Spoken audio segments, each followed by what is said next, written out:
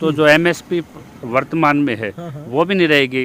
Committee इसलिए नहीं है कि इसमें कैसे प्रावधान होंगे, कितनी सज़ा होगी, कितनी फसलें शामिल होंगी, किस प्रतिशत खरीदी जाएगी, बल्कि कमेटी इसलिए है कि आज की जो वस्तु स्थिति है उसमें एमएसपी कानून संभव है कि नहीं है। अच्छा, किसान नेता वो शास्त्री थोड़ी ना है, नहीं नहीं नहीं कोई नेता कृषि विषयक थोड़ी ना इंटर है।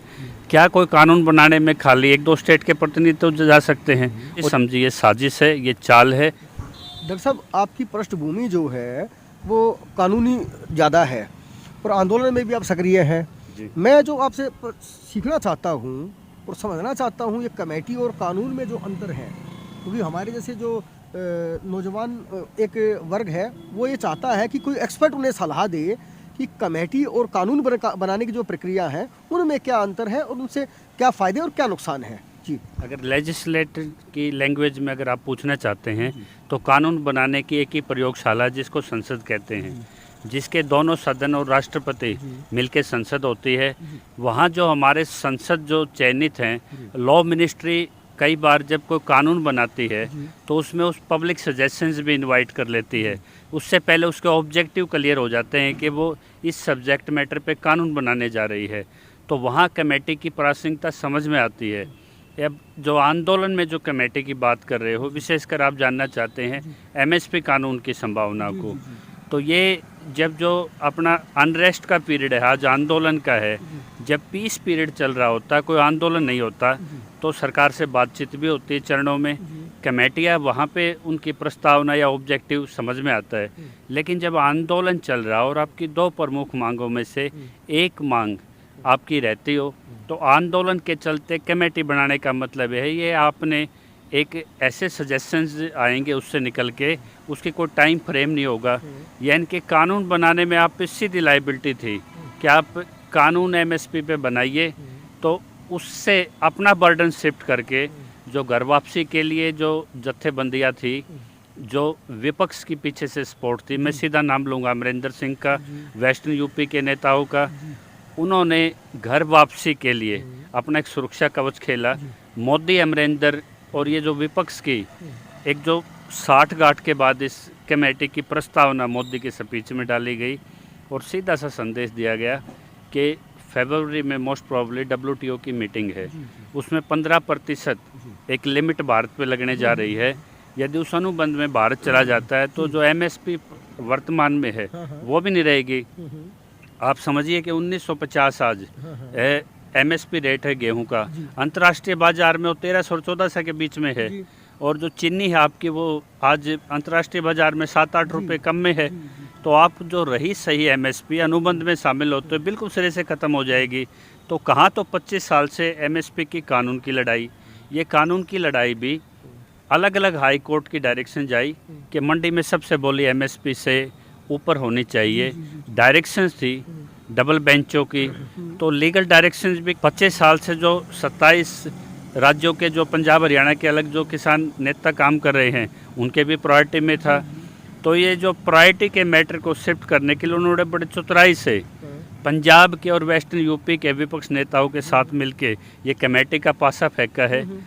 कमेटी इसलिए नहीं है कि इसमें कैसे प्रावधान होंगे, कितनी सज़ा होगी, कितनी फसलें शामिल होंगी, किस प्रतिशत खरीदी जाएगी, बल्कि कमेटी इसलिए है कि आज की जो वस्तु स्थिति है उसमें एमएसपी कानून संभव है कि नहीं है। अच्छा, मतलब एमएसपी की जो प्रासंगिकता है उसके ऊपर है। जी जी जी।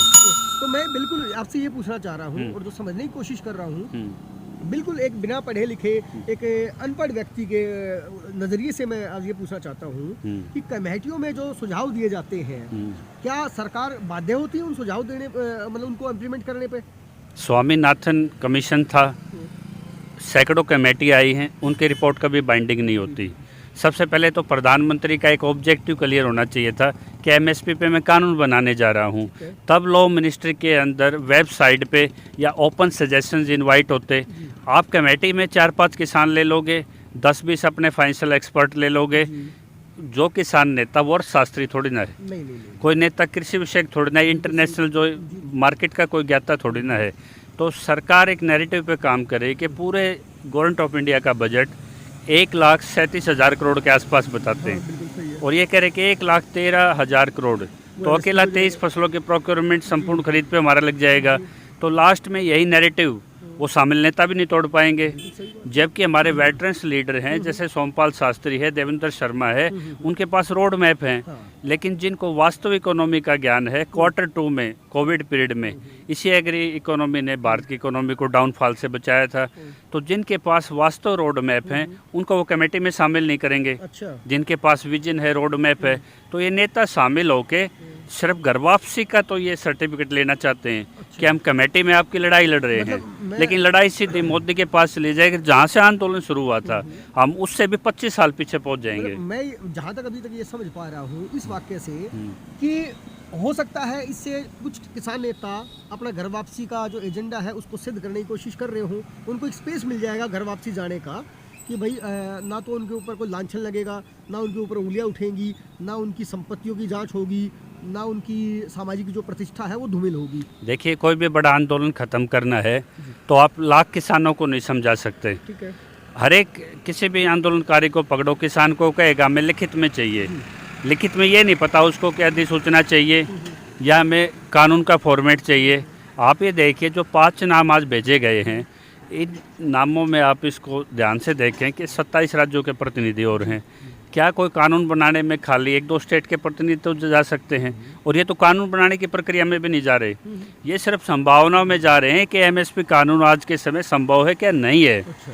क्योंकि ये कंस्ट्रक्टिव कमेटी नहीं है, ये मिनिस्ट्री ऑफ लॉ के ऑब्जेक्टिव सेट करने के बाद कमेटी नहीं है कि भाई मोदी की कोई घोषणा होगी कि हम अगले सत्र में कानून लेके आ रहे हैं और आपकी कमेटी साइलेंट है। मोदी वहाँ पे एमएसपी कानून मैं बनाने जा रहा हूँ ऐसा कोई बयान नहीं आया है।